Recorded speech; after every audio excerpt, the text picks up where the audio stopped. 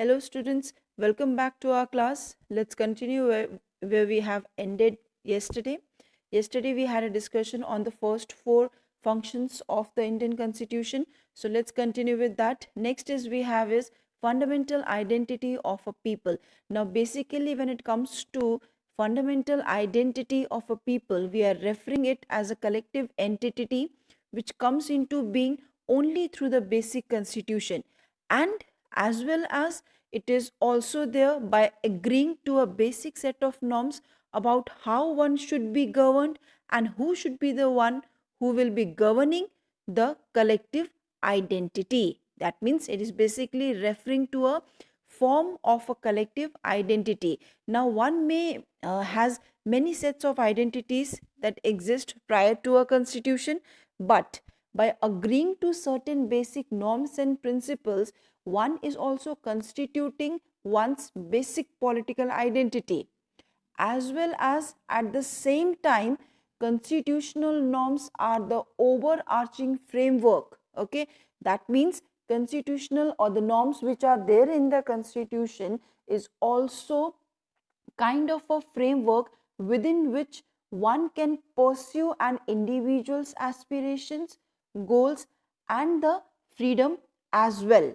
Okay, so as in the earlier function you have seen that the third function which was there, that was to limit the power of the government. In that you have seen that even the government do not have the power to resist or to remove or violate an individual's fundamental right. Okay, so we can say that it defines that the fundamental values that we may not trespass. Okay, so the constitution also gives us a moral identity by protecting an individual's fundamental values. Okay, so it may be the case that many basic political and moral values are now shared across different constitutional traditions. Okay, because when it comes to basic norms, following the basic norms, it is referring as one's basic political identity, as well as on the second hand, when the government or the constitution is trying to protect an individual's fundamental right from getting violated, it is referring to a moral identity. So the political and the moral values are now being seen basically shared across the different constitutional traditions. Okay, now if one looks at the constitutions around the world, we can find the difference in different respect or in different areas.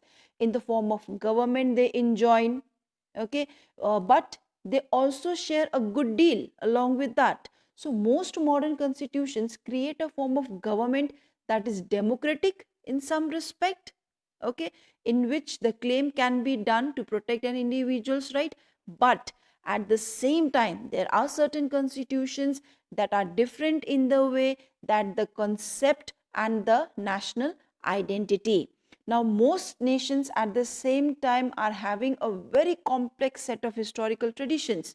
Okay, they are diverse in group, there are numerous diversion of groups are present in that particular nation, right? So that diverse group may reside within the nation in different ways. For example, as you can see in the picture which is given in this particular slide, it shows that German identity was constituted by being ethnical German. So the constitution gave expression to this identity. Whereas when we compare the German constitution with the Indian constitution, as you can see in the diagram in the slide, that the Indian constitution on the other hand does not make ethnic identity as a criteria for a citizenship. So there are different identity of an individual, and the provision in the constitution of different countries are different at the same time. Okay, so now let's move on to the next topic, that is there, how was the Indian constitution made? Now simply when this question arises, the body is there, the body named as Constituent Assembly. Okay, so this is the body which is you can say is the one who has made the constitution. Okay, so Constituent Assembly, we can refer it as a body or assembly of popular elected representatives which is assembled for the purpose of drafting or adopting a constitution. So let's see that in this particular Constituent Assembly, or how does this particular Constituent Assembly has came into existence. Now, as you can see in this particular slide, the background has been given of the establishment of Constituent Assembly. So in 1934, it was the very first time that M.N. Roy has proposed the idea of a Constituent Assembly, and the demand has been taken up at that particular time by the Congress Party as official demand in the year 1935. Following, the British has also accepted the demand of the Constituent Assembly in the year 1940.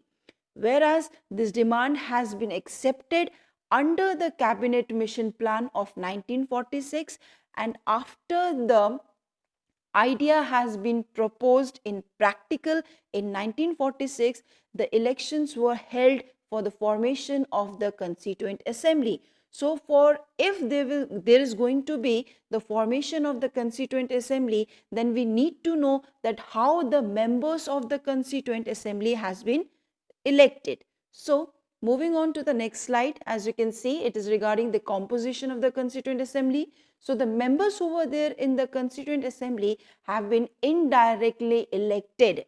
Okay, now as you can see in this particular slide, two different columns are there. One is your before partition, another one is your after partition. So this basically is regarding the members who were there in the Constituent Assembly. So let's see.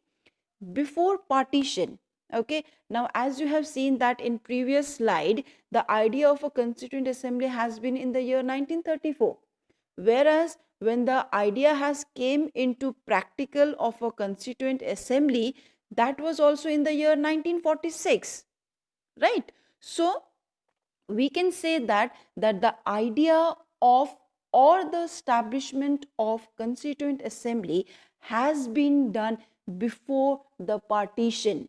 So that's why before the partition, the first sitting that has taken place of the Constituent Assembly was on 9th December 1946, and at that time there were total members of 389 in the Constituent Assembly, whereas after the partition, or when the partition has already taken place, the sitting or the first sitting has been held on 14th August 1947, and at that time, that is after the partition, since many of the members, or you can say many of the state members who were there before the partition with the territorial region of India has now been shifted, many of them have been shifted to the territory of Pakistan, because of which now after the partition, the total membership of the Constituent Assembly has been reduced